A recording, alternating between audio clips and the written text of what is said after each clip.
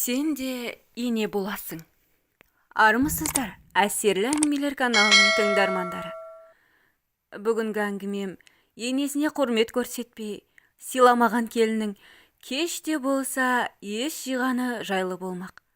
Әңгімені тыңдамас бұрын каналыма жазыла кетіңіз.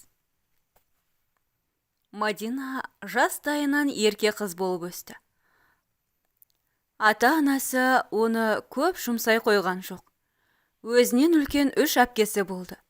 Әпкелері ұясынан ұшып, олардың орнын 2 жеңгесі толтырып, осылайша қолын суға батырмай, ақ саусақ болып есейіп, бой түзеді. Жастық шағын тек қана оқу, білімге арнап, тек ізденісте жүретін бой жеткен елордамыздағы атағы дүркіреп тұрған жоғарғы оқу орнына грантқа түсіп, қызыл дипломмен аяқтады. Алыс аймаққа оқуға жіберіп, қызымыз беделді бір мекеменің қызметкері болар, немесе өзі бір мекемеге бастық болар, профессор болар, халқына пайдасы тиер тұлға болар деген ата-ананың үміті көкке ұшты. Бәріне кінәлі сау адамды ақмаққа айналдырып, ақымақты сау ететін ұлы сезім махаббат еді. Оқуда жүріп, елордада оқып жүрген оңтүстіктің Нұржан есімді жігітіне ғашық болып, махаббаттан көзін шел басып, құлағы саңылау болып, ессіз ғашық ару қыз қызыл аттестатпен дипломды сандықтың түбіне тастап, сүйгенінің жетегіне еріп, ауылға келін болып кете барды. Қызым-ау, сен мына біліміңді тұла бойыңа тұншықтырып қайтесің? Сенен мықты профессор шығады. Ауылда сиыр сауып, от жағып, ертеңгі күні өкініп қаласың, деген әке шеше туыстардың сөзіне пысқырып та қарамай кете барды. Нұржан сүйіктісіне алдын ала талай мәрте сұрақ қойды. Мадина, біз жаққа келін болу оңай емес. Ерте тұру, сиыр сауып, сөт пісіріп, айран ұйытып, от жағу деген секілді шаруаларға төзе аласың ба? Жаным, мен сен үшін бәріне де дайынмын. Әлемнің қай бұрышына барсам да, сен жанымда болсаң, мен бәріне де төземін. Бұл атқаратын шаруаңның бір бөлігі ғана. Бұдан басқа шаруа көп. Оның үстіне бір емес, 2 енең болады. Яғни, әжем де бар. Екеуінің де мінезі өте жақсы, кішіпейіл, ақ көңіл жандар. Бірақ та үлкен әжем аздап еркелеу. Білесің ғой, қарт адам бала секілді болып қалатынын. Маған сенбей тұрсың ба? Мәселе онда емес. Сен осы күнге дейін алған біліміңді қайтпексің. Әжем мен анам сені үйге отырғызып қоярын мен жақсы білемін. Ал саған үміт артып, қызым білікті маман, бастық, профессор болады деп отырған әкең мен анаңның арманы күлге айналмақ па? Менің дәтім жетер емес. Оның үстіне мен жұмыс қуып, қалаға кете алмаймын. Әке шешемнің жалғыз перзенті екенімді жақсы білесің. Сен басқа біреуді ұнатып қалдың ба? Мені сүймейсің ғой, я? Бәсе, біліп едім. Сездім осылай боларын. Мені осыншама уақыт құр босқа пайдаланып келдің бе? Жаным, олай емес. Сен түсіне алар емессің. Кет, жоғал, көзіме көрінбе. Нұржан, әу баста Мадинаға көңілі ауғанда соңы бұлай боларын білмеген еді. Жай ғана өткінші алдамшы сезім деп ойлады. Екеуі бірін-бірі ессіз сүйіп, үйленеміз деп жеті ұйықтаса да түсіне кірмеген болатын. Нұржанның бұл әрекетінен соң Мадина оқуға бармай, жатақханаға қамалып, аштық жариялап жатып алды. Тіпті есінен танып ауруханаға түсіп қалды. Мұны естіген ғашық жігіт дереу оны іздеп, алып ұша жетіп барды. Ақымақ қыз, сенің есің дұрыс па? Неге бұлай жасадың? Сенсіз маған мына өмірдің қажеті жоқ. Мені соншалықты сүйесің бе? Иә, сүйемін. Ендеше тұр орныңнан. Қайда барамыз? Сен өзің айттың ғой, бәріне дайынмын деп. Ауылға кетеміз. Рас айтасың ба? Иә, кеттік пе? Міне, осылайша 2 жас ауылға қарай жол тартты. Ауылды жерге келін атанып, қайын жұрт алдында келіндік борышын өтеу Мадина үшін қиынға соқты. Аз ұйықтап, көп уақытын білім, ізденіс жолында жұмсайтын бойжеткен ерте тұрып, кеш жатудан еш қиындық көрген жоқ. Бар мәселе сиыр сауып, су тасып, қолменен кір жуып деген секілді жұмыстарда еді. Сүйген үшін бәрінде үйренуге тырысып, үнсіз ғана төзіп жүрді.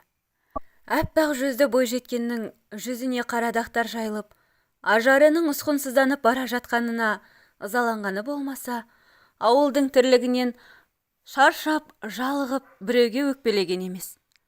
Ата-енеге де қарап, баланы да туып жүріп, 2-3 жылда Мадина нағыз еңбекқор әйел болып шыға келді. Бұрынғы қызба мінез басылған. Тұңғыш ұлы Серік 2 жасқа толып, ұлы екеуі төркініне қыдырып барды. Қызының түрін көрген анасы шошып, көздері шарасынан шығып кете жаздады. Қызым-ау, саған не болған? Тыныштық па? Сонша шошынып, не болды? Мына түрің не? Масқара, қап-қара болып кетіпсің ғой. Бетің немене күйіп қалған ба? Мына қасыңды жұлғызбағаныңа жыл болған ба? Орман болыпты ғой.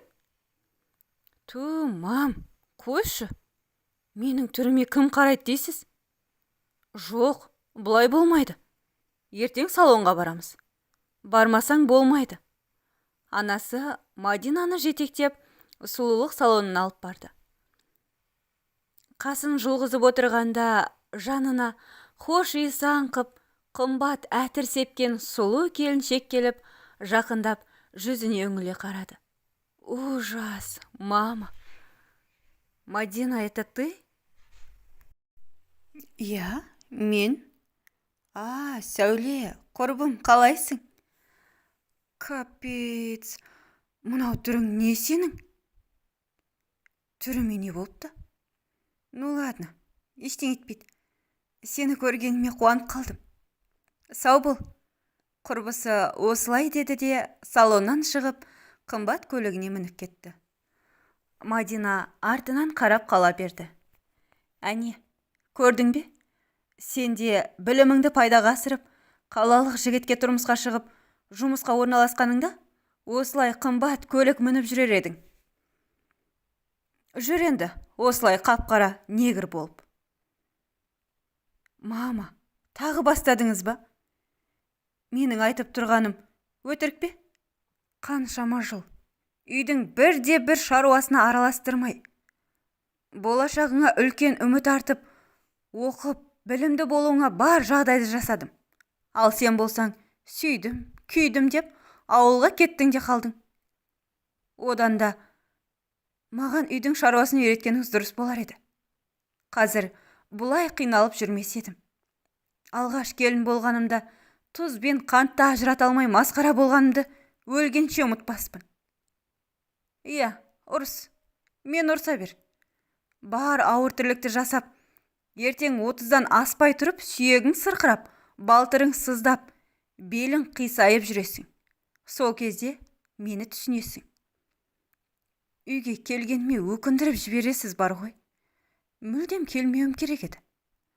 Мадина анасына осылай дегенмен, әлгі әрленіп, сәнденіп, әдемі киім киіп, қымбат көлік мінген құрбысының бейнесі көз алдынан кетпей, ішін қызғаныш керней бастады. Үйіне оралып, бір сәтке жеңгесінің іс-әрекетіне көз жүгіртті. Мам, мен Саяны балабақшадан алып қайтуға кетіп барамын. Тамақ дайын тұр. Кешігіп кетсем, жылтып жей бересіздер ғой. Жол кептеліс болатынын білесіз ғой. Иә, қызым, бара ғой. Папа, көліктің кілті қайда тұр? Анау үлгіш келіп қойғанмын. Бұтында шалбар, басында кепкасы бар жеңгесі кілтті алып, көлікті тізгіндеп кеткеннен, күн қараңғы түскенде бірақ келді. Ол жоқта бар шаруаны өз анасы істеп жүрді. бір сәтке өзінің күні бойы тыным таппай жүгіріп жүретін ауылдағы өмірі көз алдынан зулап өте шықты. Әдеттегідей ауылына қайтар уақыт жақындаған сайын күйбең тіршілігі есіне түсіп, қайтқысы келмей, жолға шыққысы келмей, әрең өзін итермелей жүріп кері қайтты. Микроавтобуста қотыр бүдір жолдармен селкілдеп кетіп бара жатып, көлік тізгіндеп шалқып жүрген жеңгесі мен құрбысының бейнесі көз алдына елестей берді. Көңіл күйі болмай, үйіне кіріп келе жатқанын көріп, енесі алдынан жүгіріп шығып, маңдайынан сүйіп қарсы алды. Қызым, саған не болған? Құда-құдағи бәрі жақсы ма? Ауыл елің түгел аман ба? Неге көңіл күйің жоқ? Шаршаған боларсың. Кәне, үйге кіріңдер. Сендердің келетіндеріңді сезіп, қазы-қартаны салып, етті асып күтіп отыр едім. Уайымдамаңыз, апа. Менде бәрі жақсы. Папа, мамам сәлем айтып жатыр. Бәрі аман есен. Шаршағаннан болар. Аздап тынығып алыңдар. Құлыншағым, Серікжан, балапаным менің. Мені сағындың ба? Иә, әже, қатты сағындым. Серік әжесін өте қатты жақсы көретінін соншама, нағашысының үйіне жеткеннен бастап әжеме қайтқым келеді деп, анасын сүйрелеумен болды. Әжесі немересін ертіп көршілердің үйіне кетті. Үйде жалғыз қалған Мадина бір-екі күнді қалада өткен өмірін аңсап, тірлік істеуге зауқы соқпай ойланып отырды. Отыра бергенде біреу келіп тірлігін істеп бермесін біліп, ақырын қимылдап тірліктеріне кірісті. Сәл шаршап, отыра кетсе болды. Қалада өткен күндері көлік тізгіндеп, сұлулық салонынан шығып бара жатқан әйелдер көз алдына елестеп, пендешілікке салынып, өтіп жатқан өміріне көңілі толмай жүрді. Күнде қайталанып жатқан бір тірлік. Өмірінде еш мән жоқтай, өзін байғұс сезініп, өз-өзіне ашуланып әрең шыдап жүрді. Тапа-тал түсте теледидар қосып еді, ешбір қызық ештеңе болмаған соң, бір арнаға қоя салды. Кенет көзі бейне экрандағы қызға түсіп кетті. Иә, бұл бірге оқыған группалас қызы Айнұр еді. Мадина 72 тілді меңгерген аудармашы маман. Бірге оқыған Айнұр группаласы елбасының жанында шет елде жүргенін көріп таңырқап қалды. Онсыз да өкініштен өртеніп жүрген жан жарасына біреу тұз сепкендей болды. Телефонды алып, анасына қоңырау шалды. Алло, мама, қалайсыз? Жақсы, қызым, өзің қалайсың? Жақсы болады. Неге көңіл күйің жоқ? Қазір ғана теледидардан бірге оқыған Айнұрды көрдім. Ол менен қайда нашар оқитын еді? Иә, оған не болыпты? Елбасының жанында аудармашы болып жүр. Әне, көрдің бе? Ол емес, сен сол жерде болуың керек еді. Айттым ғой мен саған. Мама, отқа май құймаңызшы. Өзіңе де сол керек. Сүйдім, күйдім дедің де, ауылға кете бардың. Енді жүр солай, тезек, түтін сасып. Мен сізді көңілімді жұбатады ма десем? Жарайды, сау болыңыз. Мадина ашулана тұтқаны қойып, өкіріп жылап алды. Күс-күс болып жарылып кеткен қолдарымен көз жасын сүртті де, қайта шаруасына кірісті. Кешке күйеуі келген бойда көкейіндегі өкпереніштің бәрін айтып салды. Мен сендерге құлмын ба? Мадина, саған не болды? Мұның не сенің? Таңнан кешке дейін бітпейтін тірлік. Күнде сол қайталана беретін тірліктер. Өмірімде ешбір мән жоқ, мағына жоқ. Өмірім осылай құр босқа өте береді ме? Саған не көрінді? Менің қалада тұрғым келеді. Жұмыс істеп ақша тауып, сол ақшаға рахаттана өмір сүргім келеді. Мен саған басында кесіп айттым емес пе? Мен әке-шешемді тастап, сенің соңынан қалаға кетпеймін. Кетсең, өзің кете бер. Неге кет дейсің? Мен саған ұнамай жүрмін бе? Әлде айтқаныңды істемей жүрмін бе? Менің саған еш өкпем жоқ, бірақ бір айтарым, мен еш қайда бармаймын. Нұржан шешімін кесіп айтып, ашулана сыртқа шығып кетті. Мадина жылаған күйі көзі ілініп ұйқыға кетті. Сол күннен бастап екі жастың арасы суый бастады. Ешбір жерге қыдыртпайтын, қалаға апармайтын күйеуіне өкпелі Мадина оның бар жағдайын жасамай қойды. Мадина, менің жейдем қайда? Сөреде тұр, өзің ала сал. Мынау үтіктелмеген ғой. Үтіктелмесе, өзің үтікте. Аяқ қолың бүтін ғой. Сен қалай сөйлейсің? Мен сенің бар жағдайыңды жасап жүрмін. Ал сен мен үшін не істедің? Тағы бастадың ба? Сонда сен үшін ана мен әкемді тастап, етегіңе жармасып қалаға баруым керек пе? Бармаймын дедім, бітті. Істегің келсе, осы ауылда да жұмыс көп. Мұнда не жұмыс істеймін? Кетпен шабамын ба? Қош, жетер. Ұнамайды ма? Есік ашық. Кеткің келсе кет. Сені күштеп ұстамаймын. Кет дегенде ит те кетеді ғой. Кет деп қоймадың ғой. Жарайды. Қаламасаң, сені де қинамаймын. Нұржан шын мәнінде әйелі бәрін тастап, бәріне қол сілтеп кетіп қалады деп ойламаған болатын. Бірақ та жұмыстан келсе, анасы етегін жасқа толтырып жылап отыр екен. Анашым, не болды? Неге жылап тұрсыз? Әжеме бірдеңе болды ма? Жоқ, әжеңде бәрі жақсы. Келін кетіп қалды. Неге оған кет дедің? Кеткені қалай? Қайда кетті? Төркініне кетті. Балаңыз мені сүймейді. Менімен бірге амалсыздан жасап жүр. Оны қинағым келмейді, деп кетті де қалды. Серіктайым әжетайлап жылап кете барды. Артынан барып, келіні мен немерені алып кел. Жоқ, бармаймын. Өзі кетті, өзі келсін. Нұржан ұнжырғасы түсіп, бөлмесіне кіріп кеткен күйі қайта шықпады. Тіпті ас ауқатында ішіп жеген жоқ. Әкесі мен анасы немересін сағынып, көз жастарын сүртіп отыра берді. Араға 2-3 күн салып, ұлынан еш әрекет болмаған соң, Назира келіннің төркініне өзі барды. Назираны құдағи қарсы алды. Амансыз ба құдағи? Қал жағдайыңыз қалай? Не болды? Біздің қыз керек болып қалды ма?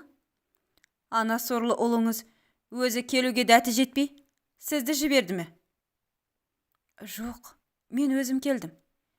Келінім мен немеремді сағынған соң шыдай алмадым. Олар қайда? Олар жоқ. Оларды сізге бермеймін.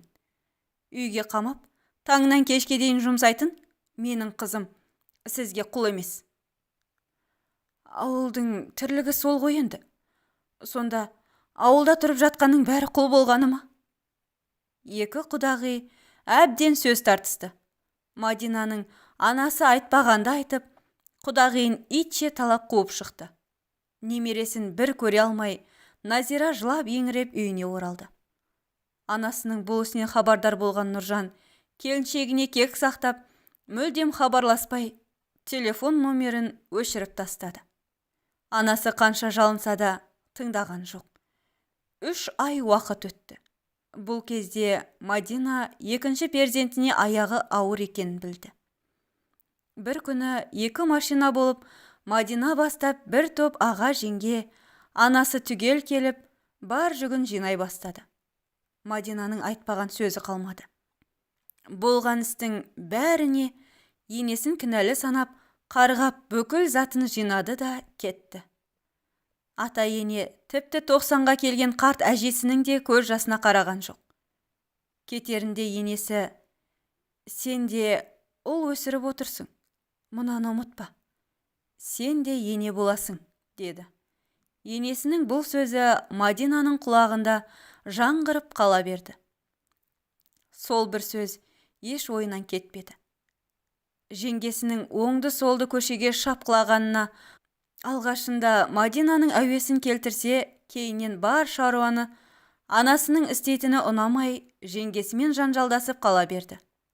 Тіпті жеңгесі де ағасына бұл үйден бөлек шығып кетейік деп шарт қоя бастады. Ақыр соңы ағасын жетектеп жеңгесі бөлек үйге шығып кетті. Бұл үйдің де бар шаруасы Мадинаға қалып қойды. Анасымен сөзі жараспай, 2 күннің бірінде жанжалдасып қала беріп, екеуі дұшпан адамдардай болып кетті. Аяғы ауыр, ырсылдап әрең жүреді. Сол кезде өткен өмірі есіне түсіп, Серікке аяғы ауыр кезде енесінің келін, аздап тынығып ал. Оған дейін мен істей тұрамын. Келін, мынаны жеп ал, балаға витамин болады. Келін, сені Нұржан ренжітті ме? Ол жүгермектің мен жанын шығарамын. Ал сен жылама, балаға зиян болады. Тағы сол сияқты айтқан сөздері есіне түсіп, өкпесіне өксік тыңылды. Шаршап, қиналып отырғанда Серік бала бақшадан келді. Бақшада жазған, сызғандарын анасына көрсете бастады. Кітап, дәптердің әр жеріне жүрек сызып, ішіне А деп жазып қойғанын көріп, Мадина күліп жіберді. Балам, мынау не? А деген кім? Айару. Ол кім? Мен ол қызды сүйемін. Шын ба? Иә, қатты сүйемін. Өскен соң, оны келіншек етіп аламын.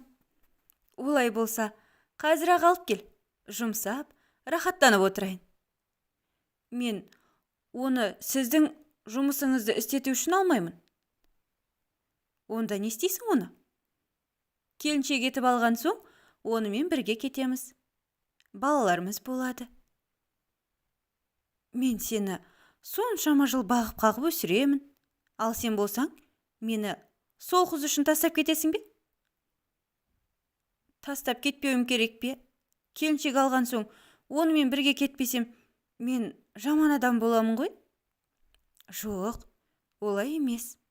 Жігіт деген әйел үшін анасын тастап кетпеу керек. Олай болса, әкем сізбен кетпеген үшін неге үнемі әкемді жаман деп айтасыз? Алақай, білген едім. Менің әкем жаман адам емес. Ол сіз үшін анасын жалғыз тастап кеткен жоқ. Демек, ол жақсы адам. Алақай, алақай. Серік қуанғаннан тоқтамай секіре берді. Ал Мадина болса, өз ұлынан сабақ алып, бір сәтке ұлының бір қызды қолтықтап қартайғанда өзін жалғыз қалдырып кетіп бара жатқанын көз алдына елестетіп көріп еді. Қорқынышты түстен шошып оянған адамдай селк ете қалды. Сол сәтте сен де ене боласың деген енесінің сөзі есіне түсіп, өз кінәсін түсініп, жер ұрып жылап қала берді. Өз күйеуіне өкпелі келіншектің жан дүниесі аласапыранға айналды. Ұлын құшақтап, рахмет деп тоқтамай жылай берді. Әкеңді сағындың ба? Иә. Барғың келеді ме? Рас айтасыз ба? Мадина еш ойланып тұрмады. Ұлын жетектеп, қол сөмкесін алды да жолға шықты. 7 ай, араға 7 ай салып, ата енесінің үйіне қайта оралды. Енесі Назира жүрегі жұмсақ, ашуы тез тарқайтын асыл жан. Келінін алыстан танып, құшағын жая жүгіріп шығып қарсы алды. Үйіне кіргізіп, жүгіре жүріп ас суын ұсынды. Бірақ Назираның қуанышы көпке созыла қойған жоқ. Жұмысынан оралған Нұржан ұлын құшағына басқанмен әйеліне бұрылып та қараған жоқ. Мадина сонда да берілмеді. Үйдің бар шаруасын жасап жүре берді. Көп замай сұлу, бұрымды, періштедей қыз дүниеге келіп, ата-анасының арасындағы өкпе реніштің жойылуына себепкер болды. Бәрі де қалпына келді. Мадина кеткен соң, аға жеңгесі де үйлеріне қайта оралды. Мадина ауылдан шағын шет тілін үйрететін курс ашып, кейіннен ұбт-ға оқушыларды даярлап жүрді. Кәсібі өрге домалап, бірте-бірте үлкейіп, үлкен оқу орталығын ашты. Көлік те мінді, үйді де соқты. Мол табысқа жетті. Қалада тұрмай-ақ, қаладағыдай өз-өзіне жағдай жасап, шалқып өмір сүрді. Автордың соңғы сөзі: мен секілді адасып жүрген келіндерге айтарым, сіз де бір күні ене боласыз. Тыңдағаныңыз үшін мың алғыс. Лайк баса кетуді ұмытпаңыз.